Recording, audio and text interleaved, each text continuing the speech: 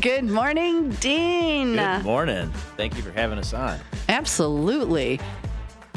Dean is from the Anderson Humane. Now, it's Anderson Humane, right? So many people around Elgin, myself included, were so accustomed to calling it Anderson Animal Shelter, and you folks did a rebranding, right? You changed the name. About 5 years ago, when we merged with Fox Valley Wildlife, Oh, that's who you merged with. We rebranded to Anderson Humane because that tells a better story about, we do both domestics, we do veterinary care, but we also do those wildlife animals as well. So, Dean, you're the executive director? Vice President, CEO, same thing. Yep. Of Anderson Humane. You oversee the adoption facilities, the wildlife rehabilitations, all the different services that you do throughout Elgin and here in the Fox River Valley. Today, we're going to talk a little bit about I talked about it earlier today. My dog keeps getting skunked. I have skunks that keep working their way through my backyard around the twilight and morning hours. It's really, we know that these animals are crepuscular, so they're most active when sunrise, sunset, and so on. But my dog, I'm telling you, it's 5 times. Oh my God. 5th time she got nailed again, and she just doesn't learn. So I know folks a lot of times might be dealing with wildlife that they might consider quote unquote nuisance, or they might run into wildlife that they really care about, like most people really do care, and they want to help these animals. What are the types of tips and advice you give the folks who might call asking for guidance? Yeah, especially for skunks, especially this time of the year, they're very active. They're getting ready for their winter season here, and you're going to see them going back through the yards, and that's natural for them. And what you want them to pass through to their natural habitat. You probably don't want them living underneath your deck, right? Because that becomes the problem there. So there's different things you can do. Lights, motion sensor lights that you put into your yard that would see them. They don't like that, and that's going to deter them to come. There's some there's some noise sensitive deterrents that you can get that creates a noise when they come by. That's a great way if you just don't want them in your yard because you don't want your dog skunked. For a lot of folks, it's keeping them out from the nesting or from burrowing in their yard underneath their deck. You can get some hardware cloth, dig down a few inches, put that hardware cloth in. That's going to stop them. Again, lights on a timer. Well, they don't like noise. They don't like lights. That'll keep them away. And we don't want to capture them and re-release them someplace else because they don't have a food source. They don't know where they're at. And it puts pressure on that population. So they're just fine where they are. We just got to figure out how to live with them, right? Right. We need to live around them. Correct. They've got a lot less resources than we do. Absolutely. And that's all wild animals, bunnies, squirrels. I get more calls from people because they know I worked at another rescue about bunnies. Like bunnies, they're fine. If they're furry and their eyes are open, they're just fine. Mama doesn't take care of bunnies like other animals do, correct? Right. Most folks think, because they watched Bugs Bunny when they were kids, right? They think they live in holes, right? But they just live in a shallow depression, those nests for those mama bunnies, right? They're living in a shallow depression, maybe in some weeds, and they're not all that smart. Sometimes they'll do it 2 or 3 feet from your house. At the shelter, we have these in and out kennels where we can let the dogs have like 4 feet from that kennel, right where we walk the dogs. They built the nest.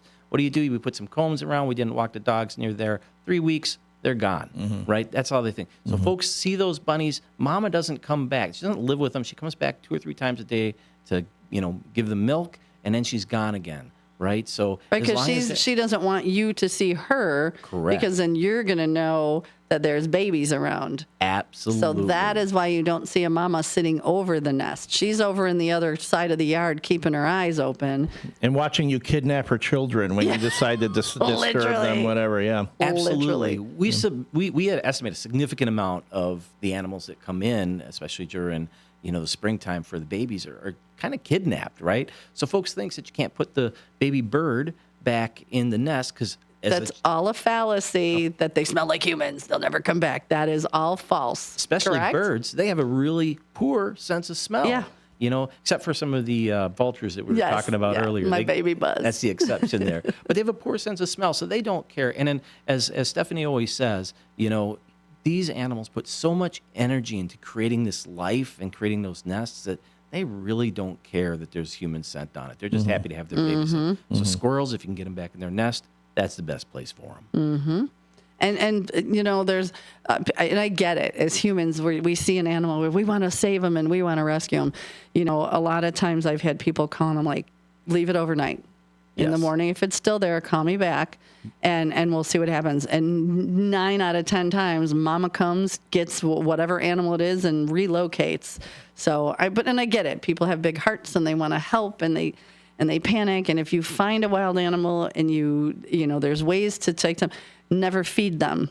Don't give them water. Just put them in a dark, quiet place till the next time, till the morning that you can get them to a shelter. Absolutely. And a lot of times, especially for birds, there's a period of time when they may be on the ground Oh, the learning to fledglings. fly, right? And that's totally natural for that to happen. So they're on the ground learning to fly, and folks are, kind of freaking out. Oh, yeah. And thinking that they're injured or, they're probably okay. And mom and dad are probably in that tree someplace. The fledglings, if they're for 'em. looking fluffy and like they can't figure out how to do it, that means they're learning. Absolutely. And if you have questions, just call us. Call us at the shelter. All our information's online at www.ahconnects.org. If you Google Anderson AH Humane, Connects, we're going to come up. ahconnects.org. But if you Google us, we're going to come up. Click on us.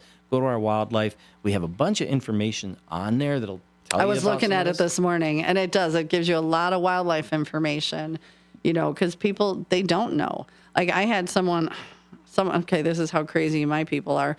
A girl saw a possum get hit on the side of the road, and she went and checked it, and she had passed, but she had a bunch of babies. Yeah. So she brought it to my house, and we removed the babies, and I took them over to and out of 9, 7 survived. Yeah, every year we get those baby You get a lot of baby possums in. possums? Yeah, and folks, they can live in that pouch for quite a time. They are marsupials. Yes, yes. And what I was saying is always call, right? So we'll give you advice. Now, our folks out at the rehab center, they are busy caring for those animals. So they might not answer that phone immediately, but they will call you back. Yes. And they might say, text us a picture, and they'll make that decision whether the animal needs to come in to the center or not, especially, orphaned animals. And that's the best biggest way. thing. If you call and they don't answer, leave that message because they're obviously taking care of other animals. I know the one I worked at, people would be like, they didn't answer.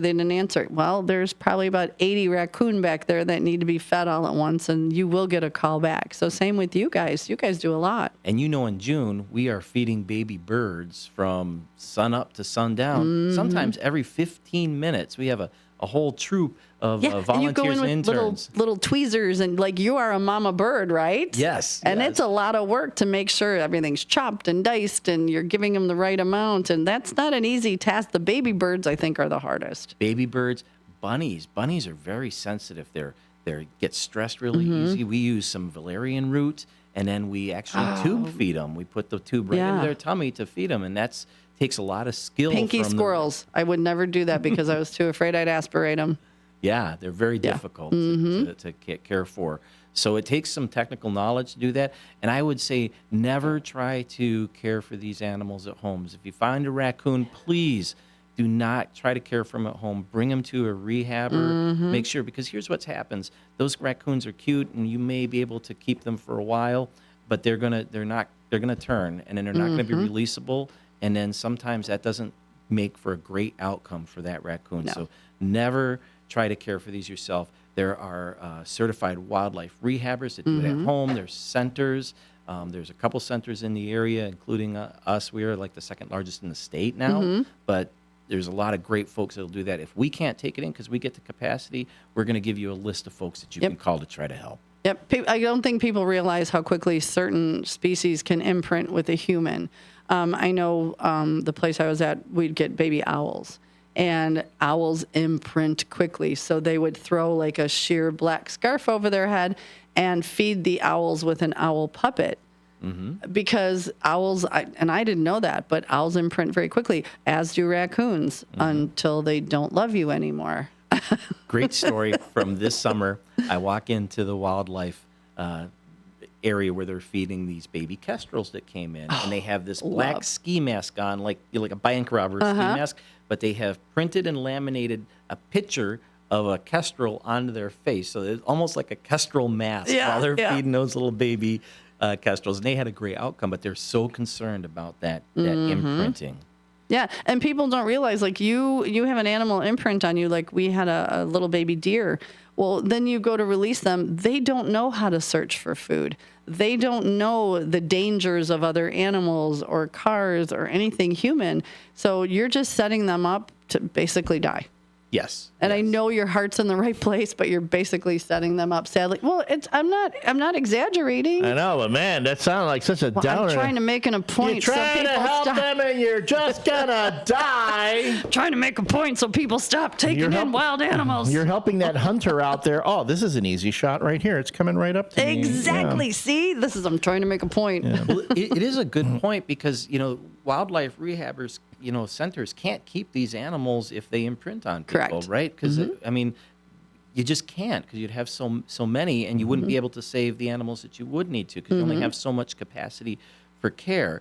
And so what do they do when that happens? They try to place them in a zoo or a wildlife education facility, but there's only so many slots for those species, and it can become very. And it costs a lot of money. People don't realize, like, what you as a center, what it costs you for that one baby bunny from the day it comes in till the day of release, or that baby deer, or that any of those. It's costly. And a lot of, I don't know how your center works, but I'm sure you work a lot on donation and, support from the public. Yes, we are not government funded. So it is all donations from the public. When someone brings in an animal, we hope that they will help donate. But a lot of times folks don't, think about wildlife until they have a need for that service or for that rehab.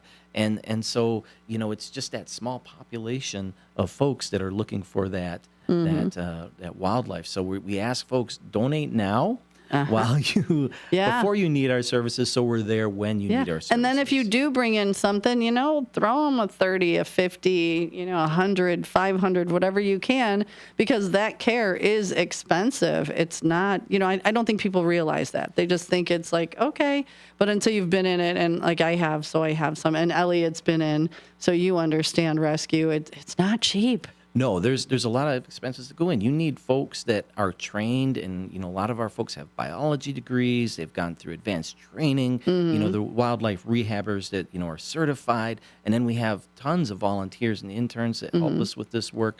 But the staff, we're going to pay some of our staff to have that knowledge. The medications can be expensive.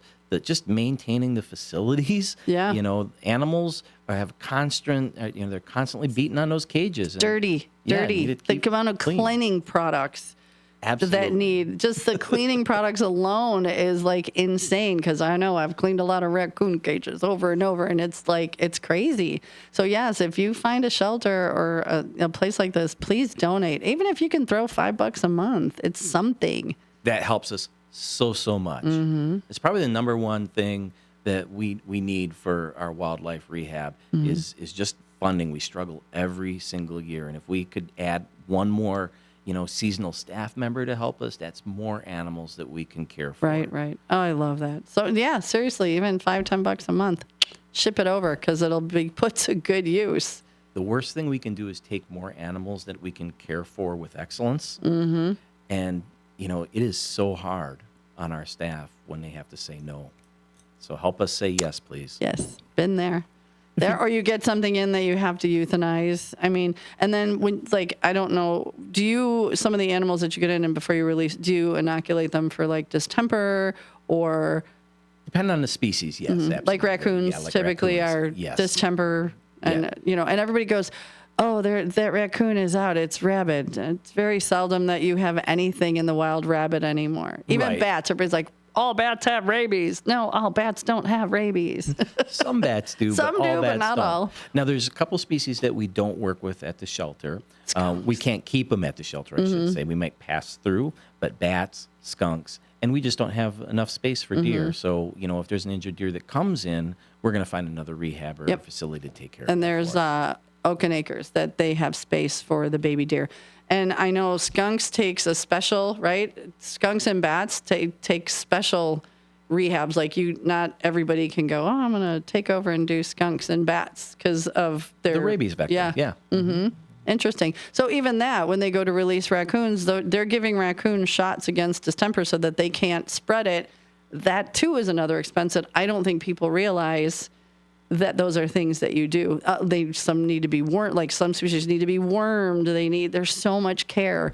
So the money is what's important. Just laundry alone is going all day long, Yes, right? yes. So the energy and, when a Laundry washing soap. machine runs all day long, you got to replace them. And it's just, everything just adds. Right. And adds up. again, those are things I don't think people, even at like a dog shelter, a cat, any sort of shelter, the amount of laundry is insane. You are doing laundry nonstop. So then you need to pay the water bill, and you need the equipment, and you need to pay for the soaps. And so, it's expensive. So one thing, if people are interested in our wildlife, and if they have children that are interested in our wildlife, we have a wildlife education program. And Stephanie does a fantastic job. She's come up with a bunch of different programs that some that are at the wildlife facility, some that they go to schools, and so a mix of private and individual, as well as domestic education programs. But if they're interested in that, if they're looking for a career in wildlife,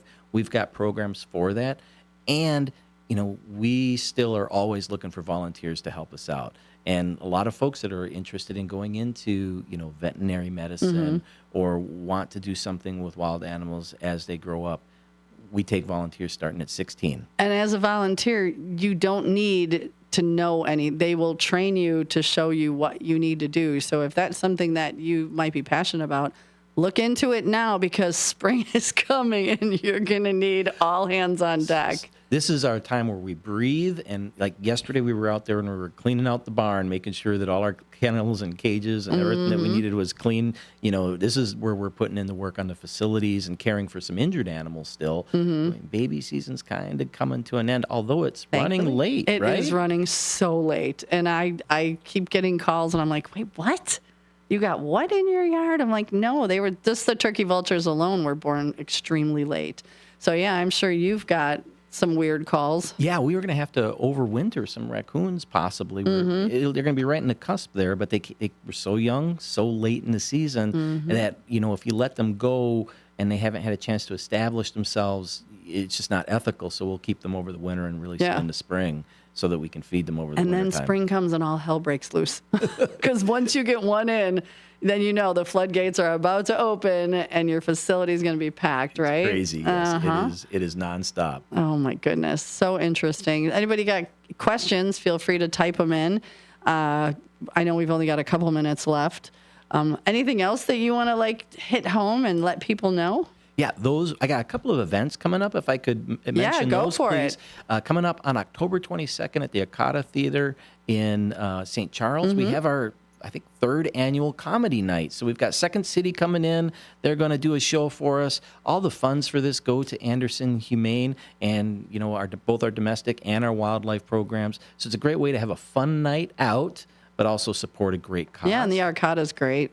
And then coming up on November 15th, if you've never been to the San Filippo Mansion in Barrington, we're having a gala over there. So we're having what we call Carnival. It's going to be great. You're going to get to see their carousels, their music boxes, tour the mansion, time to wander around. We're going to have a lot of fun activities, a nice dinner, and those tickets are available on our website right now. But that is something unique. If you've never been in that, in the San Filippo Mansion, the people that own Fisher Nuts, it is amazing. So I will tell you, my friend he's an event planner, and he did a wedding there. I don't think it was this year, it was last year. And the pictures of the mansion were insane. I've always thought that'd be cool. So that's on November 15th. November 15th. And you can get tickets through your website. ahconnects.org. ahconnects.org. People, let's go to the San Filippo Mansion, spend some money and look fancy and make money for Anderson Humane. These are the types of events that help support our work all year round. And let's face it, with everything that's happening in the world, there's a lot of great organizations looking for different sources of funding. We've not received government funding in the past, except for maybe some infrastructure stuff, grants. But, there's more folks out there that are great causes asking for money. So I'm anticipating it's going to be a tough fundraising year. So think about those animals in your community. This is our 60th anniversary coming up next year. 60th? 60 years serving the Fox Valley area. We want to be here for another 60 more. So the more folks help with these events, or just, go online and donate, the more animals that we can help. That's amazing, 60 years. Coyotes are complained about too, but we are taking away their space with building so many homes. Let's respect them. Yeah, coyotes, they don't hang around. They're in an area and they kind of move. They don't park it and live in your next door neighbor's, yard. Absolutely. Coyotes are part of our environment now, right? They're very smart. They're very adaptable animals. And as long as you are taking some good common sense precautions, leave them be, right? Yep. I know a lot of folks are concerned about their small dogs and stuff. So keep an eye on them. There are things that you can do to make your yard safe. They're not going to attack you and your dog. No. You're fine.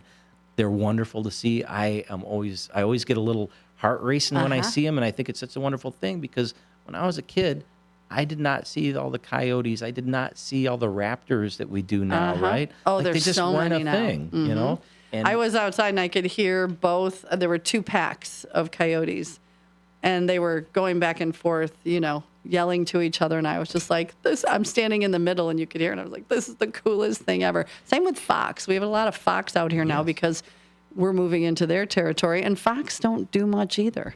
They'll bury their den and have their how long do fox hang around when they have a den? We had some a couple of years ago. We had some living in the ravine near the go ahead.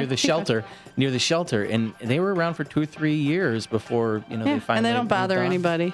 They were wonderful. Love them so much. They're fun to watch. And it's such a great testament to what we've done for the environment. Like you always hear the negative news. This is good news that we're seeing these raptors and these animals. Yep. Dean, thank you so much. I want to have you back in because there's so much more that we could talk about.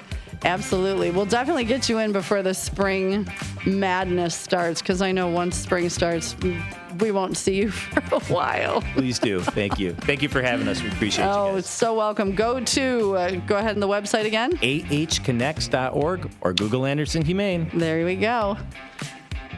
And Elle, we got till tomorrow. We'll do this all again. So stay tuned, and we'll see you tomorrow morning, 6 a.m. with a new Q of the day. Be kind, everybody. Mwah.